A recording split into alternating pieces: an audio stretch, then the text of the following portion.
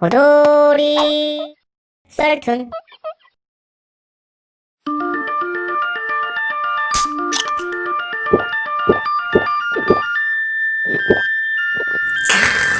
아우 시원해. 제 친구는 평소 성격도 시원시원하고 주변 사람들에게 살갑게 잘하는 편이에요.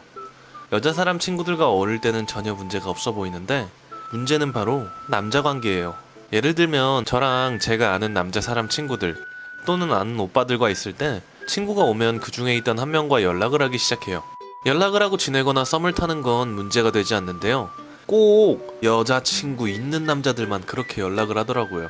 심지어 저랑은 친한 오빠니까 여자친구랑도 다 아는 사이인데 제 친구랑 그 오빠랑 주고받았던 인스타그램 DM을 여자친구가 보고 난리가 났던 적도 있어요. 다 같이 자주 모여서 노는 모임에 여친이 찾아와서 다들 알고 있었냐고 울고 난리가 난 적이 있었어요. 저는 친구를 붙들고 진짜 이게 무슨 경우냐고 화를 냈더니 자기는 진짜 여자친구 있는지 몰랐다고 억울하다고 말을 하는데 그 오빠 인스타그램만 봐도 여자친구랑 찍은 사진도 많고 태그도 다 돼 있고 같이 자주 다녀서 모를 리가 없어요. 진짜 어디 가서 그러지 말라고 신신당부를 했는데 고치지를 않더라고요. 이번에도 저 모임 친구들 지인 중에서 술자리에서 본 오빠랑 연락을 했는데 여자친구는 물론 심지어 내년에 결혼을 하기로 한 여자친구 있는 오빠한테 그렇게 연락하고 술 먹자고 하고 친구 말로는 그 오빠가 먼저 연락하고 그랬다는데 나중에 그 여자친구분이 증거라며 카톡 대화한 내용을 캡처해서 가져왔는데 그 오빠는 단답형으로 대답하는데 제 친구가 엄청 적극적으로 연락하고 만나자고 하고 술 마시고 했더라고요. 한두 번이 아니라 벌써 여러 번 사건이 있었던지라 자주 만나서 놀았던 이 모임 사람들 분위기가 정말 안 좋아졌어요. 모두 이제 친구의 말을 믿지 않고 질 안 좋은 여자로 보기 시작했죠. 친구는 어떻게든 억울하다면서 다시 저희 모임에 어울리고 싶어 했는데 다들 피하기 시작했어요. 거기다가 결정적인 사건, 마지막 문제였던 그 오빠의 여자친구분이 친구와 남자친구와 바람폈던 내용들, 야한 농담부터 시작해서 자기네 집에서 자고 가라고 했던 대화, 정말 적나라한 내용을 모두 인스타에 올린 다음에 친구랑 그 오빠를 태그했더라고요. 이 여자친구분도 인스타에서 꽤나 팔로우가 많고 인기가 많았던 분인지라 댓글이 많이 달리고 친구 인스타에는 욕이 섞인 댓글들이 많이 달렸어요. 이후 친구는 인스타그램 계정을 폭파하고 카톡도 탈퇴하고 모든 주변 인간관계를 끊고 잠수를 탄 상태입니다. 정말 저도 있는 정이란 정은 다 떨어져서 연락 끊고 싶었는데 너무 잘 됐네요. 제가 살던 집은 2층이에요. 집을 알아볼 때는 몰랐는데 입주를 하고 나니까 잠을 자려고 할 때마다 호흡이 정말 장난이 아니더라고요. 춤을 추는 건지 쿵쾅 소리는 물론 음악 소리, 까르르 시끄럽게 웃으면서 통화하는 소리까지 너무 잘 들려서 신경이 쓰였어요. 어쩌다가 하루도 아니고 이런 날이 지속되니 잠을 계속 잘 못 자고 스트레스가 너무 받았어요. 아침 일찍 일어나 하루 종일 회사 생활을 하고 집에서는 제대로 된 휴식을 취해야 하는데 매일 소음에 시달려서 잠을 제대로 못 잤더니 너무 피곤하고 괴롭더라고요. 일주일 이상 이런 날이 지속되니 더 이상 참을 수가 없었어요. 저는 메모장에 최대한 기분이 상하지 않게 메모를 작성했어요. 너무 늦은 시간에는 소음, 큰 발소리 때문에 힘들다고 늦은 시간은 좀 피해달라고 적어서 위층 현관문 앞에 붙여놓았어요. 다음날 그 쪽지가 구겨진 채 저희 집 현관 앞에 버려져 있더라고요. 저는 그걸 본 순간 너무 기분이 나쁘고 화가 나서 참을 수가 없었어요. 결국 바로 위층으로 올라가서 벨을 눌렀습니다. 그러자 딱 봐도 싸가지 없고 버릇없어 보이는 여자애가 나오더라고요. 그래서 저는 설명을 했죠. 안녕하세요. 아래층 사는 사람인데 제가 이사 오고 나서 제대로 잠을 청해본 적이 없네요. 밤마다 대체 뭘 그렇게 하시는지 모르겠는데 그리고 쪽지 구겨서 집 앞에 버린 건 무슨 경우예요? 시끄러우면 얼마나 시끄러웠다고. 예의 따지고 있어 어디서. 겁나 예민한 년이 왔네. 황당한 대답에 진짜 화가 나서 가슴이 쿵쾅거리더라고요. 말다툼을 조금 하다가 다시 집으로 왔는데 도저히 당하고 있을 수만은 없겠더라고요. 생각해보니 이사를 알아볼 때 건물주가 4층 집도 공실이라고 했는데 제가 2층으로 이사를 했던 거였거든요. 건물주에게 다음날 통화를 해서 여쭤보니 아직 공실이라고 하더라고요. 혹시 괜찮으면 4층으로 이사를 가도 될지 물어보니 흔쾌히 알겠다고 하셔서 문제의 소음을 유발하던 여자의 위층 집으로 갔습니다. 진짜 더도 말고 덜도 말고 똑같이 어떤 느낌인지 알려주고 싶었어요. 소음을 최대한 유발할 수 있도록 쿵쾅거리면서 걷고 뛰고 음악도 우퍼 스피커로 틀었네요. 시끌시끌하게 한 결과 며칠 뒤 결국 현관문을 누가 쾅쾅 두드리더라고요. 역시나 아래층 싸가지 여자였어요. 제가 위층에서 나오니 당황한 얼굴이 보이더라고요. 어찌나 고소하던지. 아니, 너가 왜 별로 시끄럽게 하지도 않았는데 무슨 일이에요? 너무 예민하시네? 하고 문을 닫아버렸어요. 며칠 보란듯이 시끄럽게 했더니 결국 그 여자는 이사를 갔어요. 이제는 소음 걱정 없이 편안한 나날을 보내고 있네요. 층간소음 관련 뉴스를 종종 보곤 했는데 이게 얼마나 스트레스인지 이번에 처음 알았네요. 이후 저의 건물은 편안한 날을 보내고 있습니다. 주변에 민폐 주던 그 여자는 다른 데로 이사가서 또 그러지 않았으면 좋겠네요. 대학교 개강을 하고 기숙사에서 만난 친구는 성격이 밝고 친화력이 좋은 친구였어요. 어느 날 기숙사에 들어가는 길에 떡볶이랑 순대 이렇게 사갈까? 라고 물어보더라고요. 사실 대학생에게 식비는 은근 부담스러운데 제가 먹을 것까지 챙겨주는 친구가 정말 고마웠어요. 어느 날은 곱창볶음 2인분을 포장해 오기도 하고 햄버거 세트도 2개씩 사다 줘서 덕분에 기숙사 생활을 시작한 한 달 동안 항상 배부른 것 같았어요. 포장뿐만 아니라 친구는 배달도 자주 시켜서 먹었어요. 기숙사에서는 배달 음식을 주문해서 먹는 것이 금지되어 있었는데 친구는 어떻게 몰래 음식을 받아오곤 해서 저한테 꼭 한 입씩 맛보라고 입에 넣어주더라고요. 솔직히 배가 부른 때도 많았는데 챙겨주고 싶어 하는 것 같아서 같이 먹어주곤 했었어요. 뭐 저도 워낙 먹는 걸 좋아하긴 하지만 이런 식으로 친구가 매번 음식을 사줘서 고맙기도 하고 미안했던 것 같아요. 이렇게 한 달 정도 지났을까? 친구가 어느 날 저한테 영수증 더미를 보여주더군요. 한 달 동안 먹었던 음식 내역이고 금액이 꽤나 나왔는데 절반 금액 자기한테 입금해주면 된다고 하더라고요. 응? 저기 잠깐만. 아니 내가 너한테 음식을 사다 달라고 말한 적이 있어? 네가 그냥 사온 거 아니야? 내가 왜 이 돈을 보내줘야 돼? 너도 같이 먹었잖아. 정말 황당 그 자체였어요. 돈을 같이 부담해야 한다고 미리 말했다면 사실 배가 고팠어도 안 먹었거나 저렴한 것을 먹었을 텐데, 그리고 당연한 듯이 사와서는 꼭 제 상황도 모르고 사와서는 많이 사왔으니 같이 먹자고 졸랐으면서 돈을 입금하지 않으면 무슨 제가 사용하고 있던 노트북이랑 에어팟을 자기가 가질 거라고 말하는데 너무 화도 나고 괘씸한 거예요. 사실 고마운 점도 있었지만 선 넘는 행동에서 정 떨어진 것도 정말 많았거든요.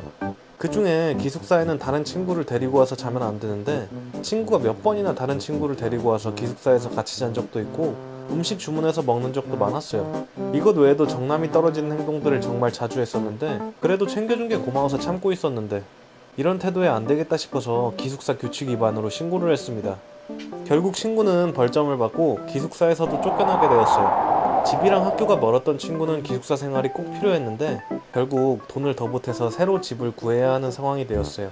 나중에 룸메랑 같은 학과인 친구랑 이야기를 들어보니 저한테만 그런 게 아니라 그런 식으로 친구들한테 식비, 커피값 등을 달라고 요구하면서 다니고 돈을 입금하지 않으면 사용하고 있는 물건들을 마음대로 가져가는 행동을 했다고 하더라고요. 상습범이죠. 친구는 이제 징계로 인해 기숙사 생활은 어려워지고 친구가 없이 학교를 다니고 있어요. 저는 그 이후로 다른 룸메이트가 들어왔는데 깔끔하고 매너가 좋은 룸메가 들어와서 편안한 생활을 하고 있네요. 저에게는 항상 어울려서 다니는 친구 3명이 있습니다. 저까지 총 4명으로 종종 여행도 다니고 맛집도 가고 술도 마시는 평범한 20대 초반입니다. 친구들 또래보다 제가 용돈도 많은 편이고 아무래도 돈으로 스트레스는 덜 받는 편이기 때문에 저도 친구들과 만나면 제가 잘 내는 편이에요. 사실 거의 다 제가 낸다고 볼 수 있어요. 술을 마시거나 놀러 가면 친구들은 알바를 하고 오거나 부모님에게 적은 용돈을 받고 오는 걸 알고 있기에 함께 나눠서 내기보다는 그냥 제가 돈을 내곤 했었어요. 20살 이후로 친구들과 풀빌라 여행도 가고 호캉스, 비싼 술집에도 놀러 가곤 했었는데 항상 돈은 제가 내곤 했었죠. 친구들이 미안해하기도 하고 고마워했어요. 그런데 시간이 지날수록 친구들의 태도가 변하더라고요. 어느 순간 저는 당연히 돈을 내는 사람으로 자리 잡혀 있었어요. 그러던 중에 아버지와 어머니의 사업을 제가 이어받게 되면서 사업 확장으로 인한 빚이 조금 생겼는데 아무래도 저의 돈 씀씀이를 좀 줄여야겠다고 생각했어요. 그런데 친구들이 올해는 풀파티 안 가냐, 풀빌라 여행 가고 싶다 모르기 시작하더라고요. 단톡방에서 저의 사정을 말했더니 아니 너네 집 원래 돈 많잖아. 무슨 그런 걸로 힘들다고 말해? 이런 대화들이 오고 갔는데 어찌나 서운하고 화가 나든지 저는 일단 참았어요. 최근에 남자친구가 생겼는데 남자친구의 삼촌께서 풀빌라를 운영하신다고 하시더라고요. 그래서 남자친구의 친구 커플과 함께 커플 여행으로 저렴하게 여행을 다녀왔어요. 저의 인스타그램 피드에 올라온 여행 사진을 보고 단톡방에는 친구들의 비꼬는 대화들이 올라오기 시작했습니다. 우리랑은 힘들다고 여행 안 가더니 뭐냐? 요즘 힘들다더니 여행 갈 돈이 있냐? 저를 비난하더라고요. 그러면서 또 며칠 있다가 다시 호캉스 타령이 시작됐어요. 그것도 비싸기로 유명한 특 1급 호텔 이야기를 하더라고요. 저는 더 이상 참기 힘들어서 참교육을 해주기로 결심했습니다. 친구들과 비싸기로 유명한 호텔을 가기로 예약을 했어요. 일단 예약은 하고 결제는 체크인하는 날 하는 걸로 했죠. 제가 밖에 있다고 친구 이름으로 해달라고 했어요. 그리고 체크인을 할 때 결제를 해야 하는데 제가 지갑을 분실했다고 당황한 연기를 했습니다. 친구들이 조금 당황한 것 같았는데 일단 한 명 카드로 하고 나중에 제가 다 입금해준다고 했죠. 호텔에서 룸서비스로 맛있는 음식과 샴페인도 여러 주문해서 먹고 인스타그램 업로드용 허세 사진도 많이 찍고 호텔 수영장에서 수영도 하며 재미있게 놀았습니다. 그리고 나서 호캉스가 끝난 다음 단톡방에 그 카드를 사용했던 친구가 정산을 하자며 결제한 금액 내역을 쭉 보내더라고요. 저는 그동안 제가 돈을 냈던 행동들을 당연시했던 것들에 대한 서운함과 제가 지금까지 결제했던 금액에 비하면 이건 아무것도 아니라며 너네들끼리 해결하고 이제 연락하지 말라며 단톡방을 나가서 전부 차단했어요. 친구 관계에 있어서 현타가 온 느낌인데 더는 이런 관계를 지속할 수 없겠더라고요. 나중에 들은 이야기인데 비용이 100만원 조금 넘게 나왔는데 친구들끼리 돈이 모자라서 여기저기 돈도 빌리고 쩔쩔 맸다고 하더라고요. 자기 돈은 아깝고 힘들면서 제 돈은 쉽게 썼던 친구들, 이제는 안 만나려고요. 안녕하세요. 이제는 헤어졌지만 전에 만났던 저의 여자친구를 사연 보내봅니다. 제가 작은 사업을 하고 있을 때 만난 여자친구예요.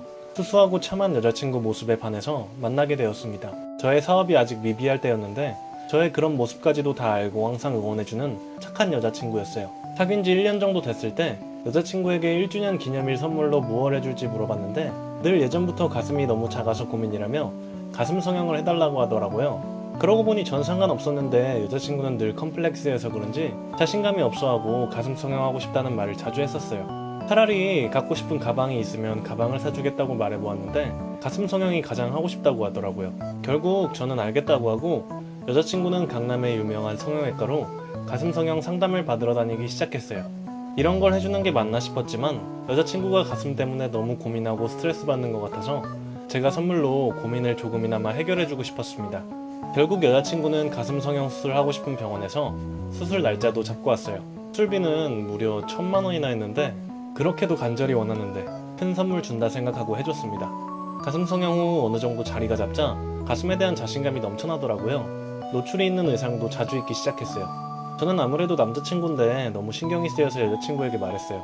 자기 요즘 의상이 너무 노출이 심한 것 같아. 인스타그램 피드도 다 노출이 있는 사진만 많고 옷은 좀 가슴을 가리는 걸로 입어보는 게 어때? 그렇게 안 입어도 몸매 정말 좋아 보여. 최대한 좋게 얘기했는데 이야기 끝나자마자 표정이 싹 굳으면서 오빠 고리타분하게 좀 굴지마. 요즘 다들 이렇게 입어. 이렇게 말하더라고요. 그러면서 점점 노출이 심해지는 의상과 갖고 싶은 명품만 이야기하고 저는 더 이상 이렇게 변해간 여자친구와 함께 결혼을 생각하기는 어려울 것 같아 헤어졌어요. 그리고 여자친구를 잊고 사업을 늘리는 데 집중하고 어느 날은 외제차 산 것을 카톡에 자랑하듯이 올렸는데 여자친구한테 전화가 왔더라고요. 요즘 자꾸 생각난다는 둥, 하던 사업이 잘 되고 있냐는 둥. 그동안 연락 한 번 없다가 전화가 와서 황당 그 자체였어요. 목적이 뻔히 보이는 연락이어서 괘씸해져서 저는 너 같은 된장녀 다시는 연락할 마음도 없어. 다시는 연락하지마. 차단한다. 라고 말하고 전화를 끊었네요. 전화 끊자마자 바로 전화랑 카톡 다 차단했어요. 똥차 가고 벤치 온다더니 이제 저한테도 좋은 여자친구가 생기겠죠? 저는 일본에서 대학교를 다니고 있는 21살 여자입니다. 시국이 시국인 만큼 타국에서 혼자 유학 생활을 하고 있는 저를 주변에서 많은 분들이 걱정을 하고 계시지만 저도 저 나름대로 버티고 있어요. 저는 일본에 와서 차별을 당한 적이 한 번도 없었어요. 오히려 정말 제 주변에는 한국에 대하여 관심도 많고 무엇보다 한국을 좋아하는 착한 남자친구 덕분에 어려운 일이 있으면 많이 저를 챙겨주고 있어요. 또한 저는 편의점에서 1년 가까이 알바를 하고 지내면서 많이 익숙해지고 적응도 한 상태였어요. 저번에 알바를 나가서 어느 때와 같이 계산 일을 하고 있었습니다. 그때 엄청 시끄러운 소리와 함께 일본 남자 고딩들이 들어오더라고요. 일본 고등학생들은 야구부가 많기 때문에 빡빡이가 많아요. 어느 때처럼 이라시아이마스 라고 말을 하고 비품 정리와 계산을 하고 있었습니다. 그런데 갑자기 저의 이름표를 보더니 외국인임을 눈치채고 앞에서 비아냥거리기 시작하더라고요. 다들 외국인 앞에서 코로나라고 외치는 거 차별 발언이신 거 아시죠? 빡빡이들이 갑자기 제 앞에서 코로나 이러면서 저를 슬쩍슬쩍 쳐다보면서 중국인 어쩌고저쩌고 하면서 웃더라고요. 이때부터 너무 기분이 나빠졌습니다. 제가 그래도 일본어를 못하지는 않아요. 따질 거 다 따질 줄도 아는 성격이라 순간 화가 나서 엄청 째려봤어요. 그러자 더 비아냥거리더라고요. 또 마스크도 안 낀 주제에 아예 제 계산대까지 와서 비아냥거리길래 너무 화가 난 나머지 그런 단어를 외국인 앞에서 이야기를 꺼내는 것 자체가 무례하네. 그거 말하는 의미를 학생이 모르진 않겠죠? 되게 기분 나빠요. 라고 일본어로 말한 후에 그리고 전 한국인인데 못 알아듣지도 않아요. 오히려 그쪽은 마스크도 안 끼고 나보다 걸릴 확률이 더 높겠네? 가까이 오지 마. 라고 또박또박 다 따지면서 일본어로 말했습니다. 그랬더니 갑자기 갑분싸가 되더니 스미마셍 라고 말을 하더니 몇 명은 밖으로 튀더라고요. 정말 이런 경험 처음이라 놀랐지만 잘 대처했다고 생각해요. 이 시국에 모든 유학생분들 다들 화이팅입니다. 우리 모두 당당하게 싸워요. 저는 아파트 밑에 있는 편의점에 자주 가는 편이에요. 어느 날 아침이나 먹을까 하고 편의점에 들어가니 안녕하세요 라고 하면 평소에 어서오세요 하고 활기차게 저를 맞아주었던 남성분은 온데간데 없고 어떤 할머니가 앉아 있었어요. 제가 들어와도 아무 말도 안 하시길래 그냥 인사하기 싫으시구나 하면서 물건을 고르는데 어디서 김치 냄새가 나기 시작했어요. 이게 무슨 냄새야 생각하면서 카운터로 가 계산을 하려는데 그 할머니가 김치와 라면을 먹고 있었어요.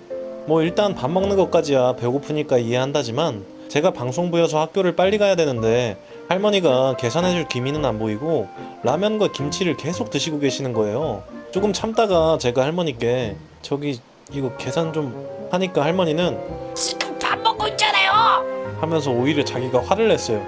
아니 지금 장난쳐? 빨리 계산해주고 먹으면 되잖아. 하지만 굳이 따지면서 감정 소비하기 싫어서 그래 5분만 더 기다리자 하는 마음으로 그 할머니가 밥을 다 드실 때까지 기다렸어요. 그 할머니가 밥을 다 드시고 제 물건을 계산했어요. 그런 뻔뻔함에 어처구니가 없었지만 이해하고 넘어가자는 심정으로 나왔어요. 다음날 또 편의점에 갔는데 그런 행동을 하던 게 마음에 들진 않아서 저도 인사하기가 싫더라고요. 한창 물건을 고르는데 요즘 애들은 왜 이렇게 싸가지가 없나 몰래. 분명히 저 들으라고 한 말인데 그때 편의점에 있는 게 저뿐이었거든요. 한 소리 할까 싶다가 뭔가 말하면 귀찮아질 것 같아서 그만뒀어요. 그런데 제가 사촌오빠 편의점에 들어가니 그 할머니는 정말 밝게 저희 사촌오빠를 바라보며 어서오세요. 하더라고요.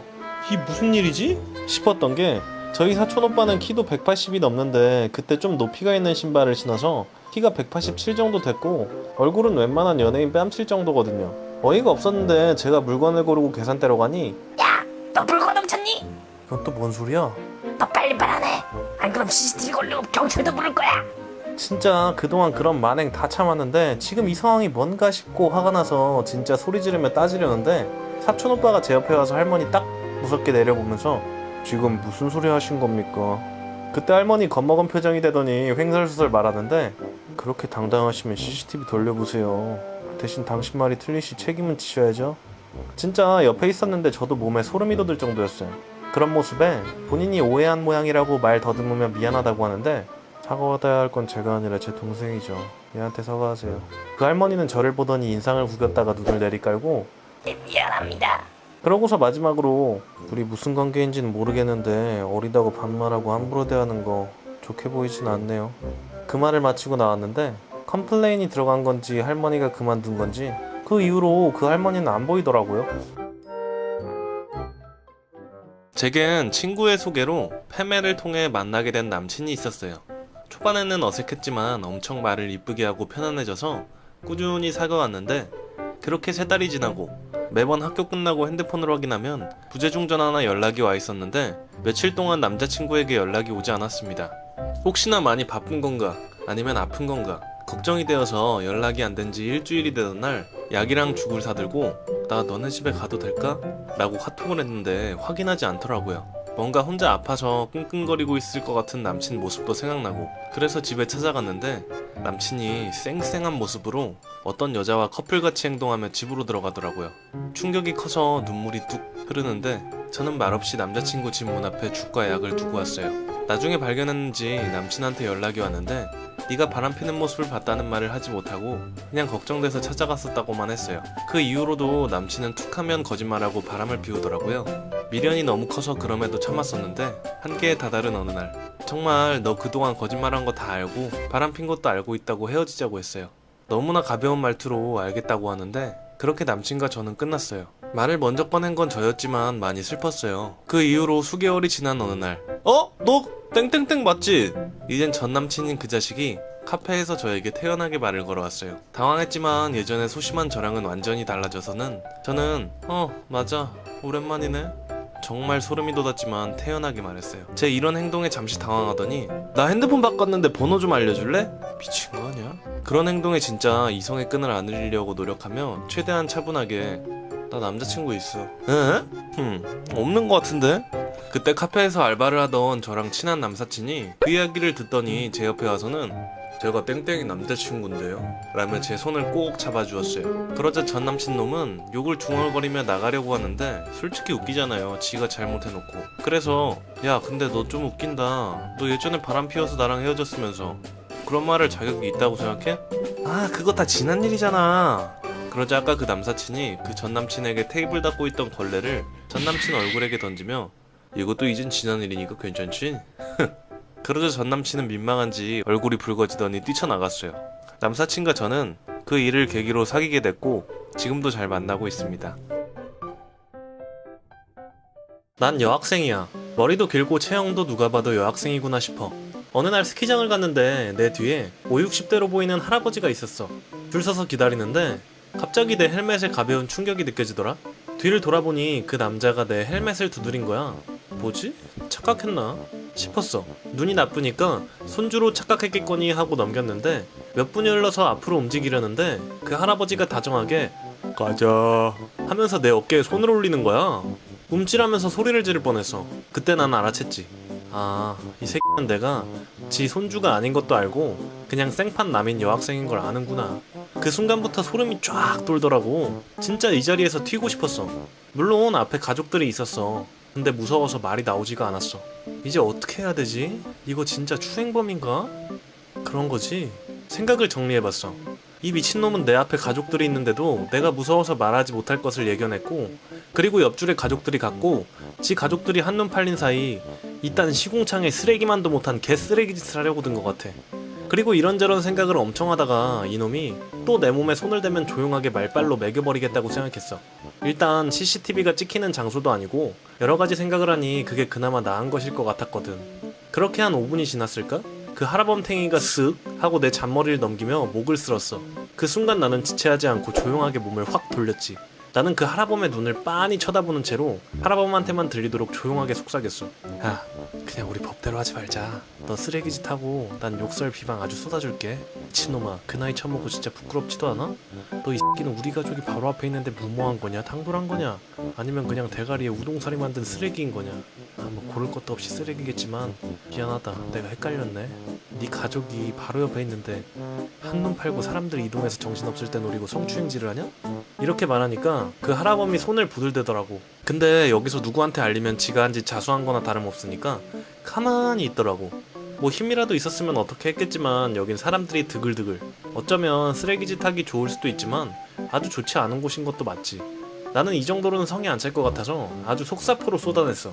진짜 지금 생각하면 나도 어디서 그 용기가 나온 건지. 진짜 너 같은 사람과 함께 숨이라도 쉬고 같은 땅덩어리에 서 있는 것만으로도 정말 같네요. 그리고 당신의 성추행 행동 점수에 전 마이너스를 드리겠습니다. 정말 다른 이유로도 대가리에 우동사리가 드신 것 같네?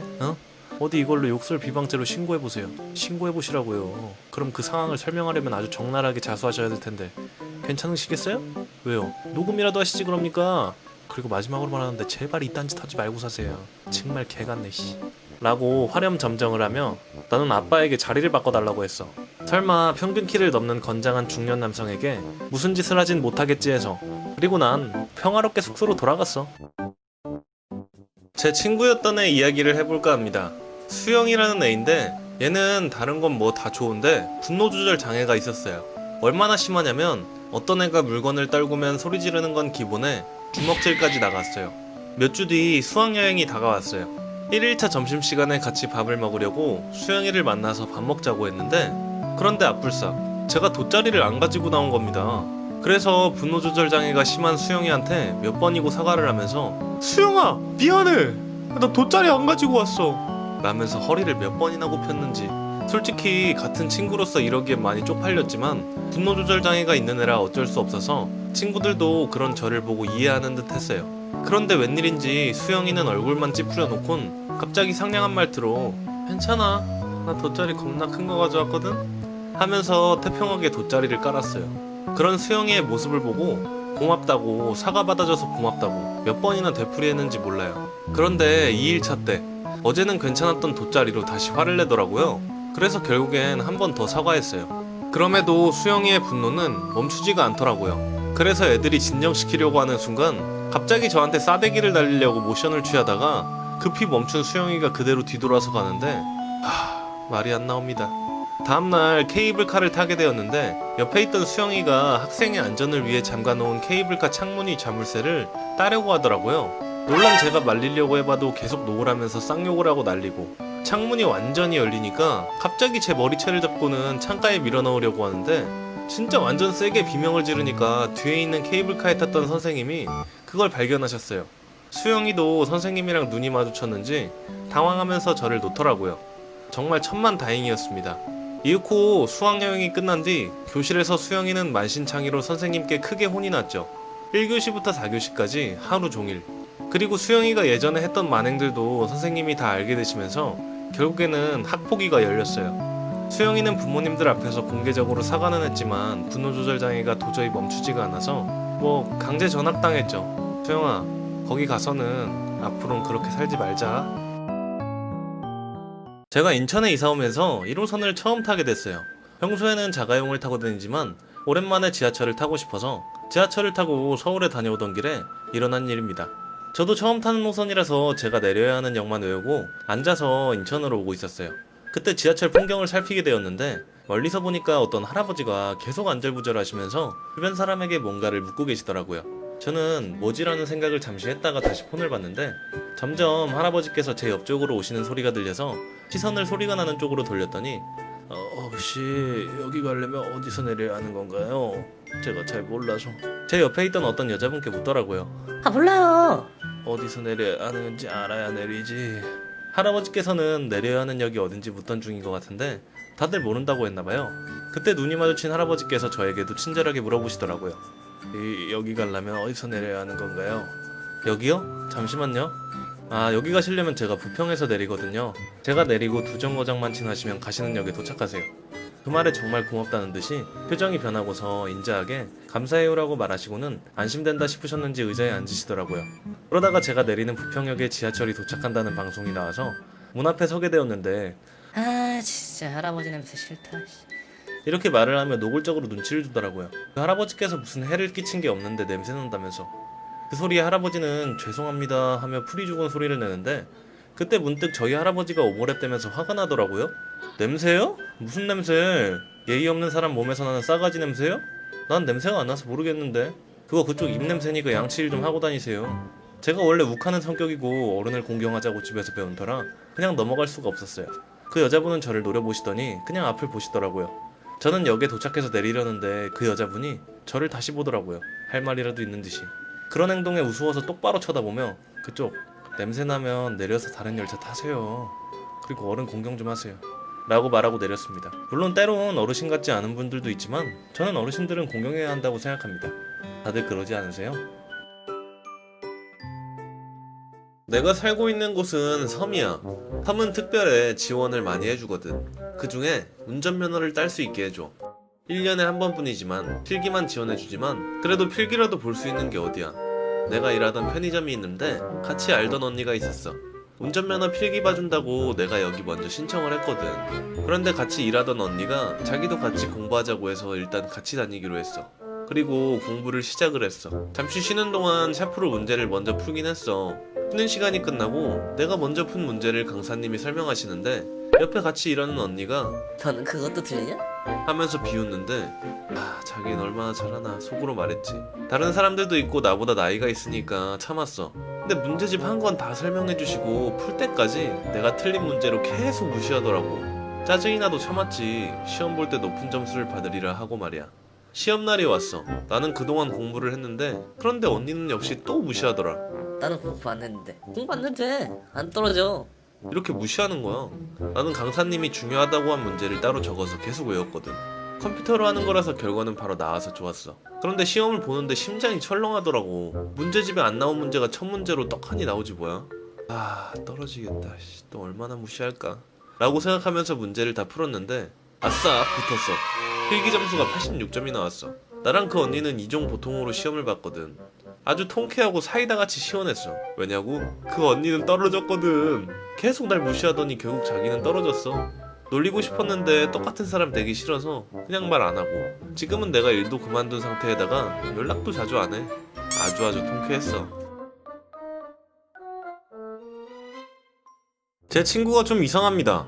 그 친구는 초등학교 때는 자신이 원하는 게 아니면 무조건 빽 거려서 선생님들 사이에서도 좀 이름이 오갔다고 하더라고요. 중학교 올라와서는 괜찮아질 줄 알았더니 자신이 좋아하는 남자애가 고백을 안 받아주면 증오한다고 유치하게 굴고, 심지어 고등학교 때는 아이돌 되고 싶다고 여기저기 오디션 넣다가 사기당해서 돈 날리고 부모님 속 좀 썩였다고 하더라고요. 근데 그 친구가 요즘에는 항상 괜찮다며 마스크를 안 쓰고 다녀요. 답답하고 다른 사람들도 안 쓰고 다닌다고. 제가 그래서 한 번은 그러다가 너 코로나 걸리면 어떡하게, 힘든 의료진 분들은 뭔 잘못인데 하고 화냈더니 내가 마스크 안 쓰겠다는데 무슨 상관이야. 넌 오지랖 좀 부리지마. 난 규칙 잘 지켜서 그런 거 안 걸려. 라고 반박하더라고요. 규칙을 잘 지킨다니 계속 말하면 제 입만 아플 것 같아서 포기한 지도 오래됐습니다. 어느 날 평소와 같이 복싱하는 오빠 2명과 버스를 타고 복싱학원에 가고 있었습니다. 그 오빠들은 무에타이 킥복싱을 7년 넘게 해서 몸이 울그락불그락했죠. 그런데 그 친구가 마스크를 안 끼고 음료수를 마시며 버스에 들어오는 모습을 보았어요. 그래서 버스 기사님은 여기 마스크 없으면 못 타셔요. 마스크 쓰고 와주세요. 라고 말하셨어요. 그런데 친구는 아니 아저씨가 뭔데요? 뭔데 나한테 오지랖이에요? 아니 이 버스는 왜 이래? 여기 올 때 탄 버스는 그냥 보내줬는데? 라며 소리를 지르기 시작했어요. 그래서 버스 기사님은 이게 어쩔 수 없어요. 제가 태워드리고 싶은데 법이라서요. 죄송합니다. 그러시는데 그 친구는 아니 태워다 주고 싶으면 태워주던가. 진짜 난 그런 건 모르니까 벌금 물기 싫으면 가만히 있어요. 라고 말하면서 대들더라고요. 저는 쟤 또 저러네 하고 걔한테 가려고 했는데 오빠들 중 한 명이 쟤 네 친구냐? 응. 그 오빠는 와, 네 친구 왜 저러고 다니냐? 하면서 그 친구한테 다가갔어요. 그리고는 제 친구한테 말했죠. 와, 나 이런 년을 봤나. 야, 대중교통 탈 때는 당연히 마스크 쓰는 게 정상 아니냐? 그리고 네가 뭔데 버스 기사분께 나대. 교육을 못 받았으면 티를 내지 말고 가만히 있어라. 네 때문에 코로나 퍼지면 네가 책임질 거야? 그런데 그 친구는 그 오빠한테 쫄았는지 얼굴이 빨개져서 아 진짜. 하면서 도망가더라고요. 게다가 다른 오빠가 이거 학교 대전에 올려서 그 친구는 엄청 욕을 먹었습니다. 너무 사이다였네요. 통쾌합니다. 저는 20대 후반 인천에 살고 있는 여자입니다. 제가 프랜차이즈 카페에서 일할 때 겪었던 선임 매니저의 이야기를 풀어볼까 합니다. 많이 힘들기로 유명한 카페에서 일하게 되었습니다. 누구보다 열심히 일을 하면서 커피에 대한 열정과 고객 서비스를 위해 공부하고 노력했습니다. 그 선임은 제가 처음 일했던 매장에서 만났습니다. 처음에는 좋은 사람이구나라는 생각으로 그분과 일할 때 일적으로 부딪히지 않으려고 눈치껏 일을 배웠습니다. 그러다 막내 바리스타가 들어오면서 일이 터졌습니다. 자신 눈에 마음에 안 들어서인진 몰라도 후임 바리스타에게 막말과 무시를 일삼았습니다. 출근할 때 인사를 하면 누가 지나갔니? 이러시고, 후임 바리스타가 뭔가를 하면 그가 너 보고 하래 이러시더라고요. 또한 피드백을 할 때 짜증 섞인 말투로 그거 하나 모르면 어쩌자는 거야, 왜 그래, 일하기 싫으면 집에 가세요, 이런 식으로 뭐라고 하시더라고요. 그리고 다른 직원들이랑 같이 있으면 굳이 불러서 뭉쳐있고 후임만 혼자 있게 두고 그러는 모습이 많았습니다. 저는 처음에는 나도 아랫사람인데 뭐라고 해봤자 변화하는 게 없어 라는 생각으로 무시를 했지만 점점 강도가 세지고 지나치게 무례한 행동을 보이는 모습에 조금씩 후임을 챙겨주게 되었습니다. 제가 그런 모습을 보이니 선임 슈퍼가 저를 타깃으로 생각한 건지 괴롭히기 시작하더라고요. 근데 제 성격이 많이 쿨하고 직설적인 쌈닭 스타일인데 단지 서비스업에서 일하는 이유로 친절하게 조용히 지내려고 했습니다. 하필 일이 터지고 말았습니다. 야, 넌 1년이 넘은 애가 이것도 몰라? 언제까지 알려줘야 돼? 답답하네 라는 말을 하면서 어깨를 치고 가더라고요. 그리고 막내 바리스타에게 가서 막말을 하면서 투명인간 취급을 하는 거 아니겠어요? 순간 화가 나서 땡땡님, 피드백을 하려면 뭐가 잘못됐는지 먼저 말씀해주시고 선임이면 고칠 수 있도록 좋은 방법을 알려주세요. 누구한테 배웠냐고 물으셨죠? 죄송한데 땡땡님한테 배웠잖아요. 매번 막말하고 피드백은 하는데 발전이 없는 이유가 정확한 피드백을 하지 않고 누구한테 배웠냐고만 물으시니까 발전이 없죠. 그렇게 잘하는 분이 왜 후임들 교육은 못하실까? 그렇게 많이 배우신 분이 왜 인성교육은 덜 배우셨을까 궁금해서요. 라고 물어봤습니다. 가르쳐주시면 저희도 잘 배울 자신 있거든요. 좋은 피드백 부탁드립니다. 라고 말씀드렸더니 어이가 없다는 표정으로 사무실에 들어가셨습니다. 그 뒤 어떻게 됐냐고요? 선임은 자신과 똑같은 방식으로 혼내는 점장님을 만나서 얼마 못 가서 퇴사를 했고 저랑 후임 바리스타는 진급을 하고 친구가 되었습니다. 제가 참았다면 저 또한 방관자가 되었을 겁니다. 힘들 때 같이 버텨주고 정의를 위해 싸워주는 것이 제일 중요하다고 생각됩니다. 이사 와서 정말 행동이 좀 특이하다 느껴지는 애를 보았었어요. 이 애를 미선이라고 말할게요. 친구가 한 명도 없어서 좀 친해질까 했는데 미선이의 행동에 빠르게 손절했었어요. 수련회 날 첫날 밤에 저는 친구들이랑 씻고 나서 방에서 거짓말 탐지기를 가지고 놀고 있었어요. 이제 샤워 시간이 10분 남았습니다. 라는 안내 소리에 빌려왔던 거짓말 탐지기를 들고 야 이거 옆방 애들한테 갖다 주고 올게. 옆방에 가보니까 한 친구가 아직도 안 씻고 화장실 앞에서 서성거리고만 있는 거예요. 이 친구는 혜자라고 말할게요. 혜자야 안 씻고 뭐하고 있어? 안에서 문을 안 열어줘서. 누군가 했더니 미선이. 씻을 시간이 촉박해서 가위바위보로 짝을 정해서 2명씩 씻기로 했는데 미선이가 샤워 직전까지는 아무 말 없다가 자기 차례가 오자 아 싫어 나 혼자 씻을 거야 이러고 혼자 들어가서 문을 잠그고 안 열어준대요. 대충 겨드랑이 털이 민망해서 예민해져서 그렇게 반응한 걸 알고 설득하려고 했는데 말을 듣는 척 하다가 안 듣고 결국 문을 열려고 실랑이 하다가 혜자가 문틈에 손이 끼어서 다쳤어요. 그걸 보고는 고개만 빼꼼 내밀고 미안 이라고 하더니 지 샤워할 거 다 하더라고요. 참나. 생각보다 상처가 심해서 혜자는 보건실에 가고 저는 담임선생님한테 말했는데 그냥 서로 화해하고 넘어가라더군요. 수련회 분위기 망칠 거냐면서. 결국 혜자는 수련회가 끝나고 병원을 왔다 갔다 해야 했고 미선이는 당연히 병원비는커녕 제대로 된 사과조차 하지 않았죠. 반 아이들 모두 제대로 된 사과조차 안 하는 미선이한테 다들 조금씩 화가 나 있었어요. 그러다가 어느 날 미선이가 반 아이들을 모두 자기 생일 파티에 초대했어요. 무슨 생일 파티냐고 안 가는 애들도 있었지만 저는 피자를 먹으러 아니 그래도 같은 반 친구니까 축하해주러 갔죠. 가니까 이쁘게 차려입은 미선이랑 미선이네 어머니가 계시더라고요. 다들 모여서 케이크 촛불 끄고 선물 준 다음 피자를 먹는데 걔가 굳이 혜자 옆에 낑겨 앉아서 혜자한테 친한 척하고 자기 자랑하고 그러는 거예요. 얼탱이가 없었지만 피자가 맛있어서 참았습니다. 근데 그때 아직도 혜자 손가락이 다 안 났을 때라서 혜자가 피자를 먹는데 불편해하자 미선이네 엄마가 혜자한테 어머 너 손가락이 왜 그러니? 어디 다쳤어? 이러시는 거예요. 저희 반에서 수련회 때 사건을 모르는 학부모는 얘네 엄마밖에 없을 거예요. 근데 제가 이때다 싶어서 아 그거 수련회에서 다친 거예요. 수련회에서? 네 미선이가 아니에요.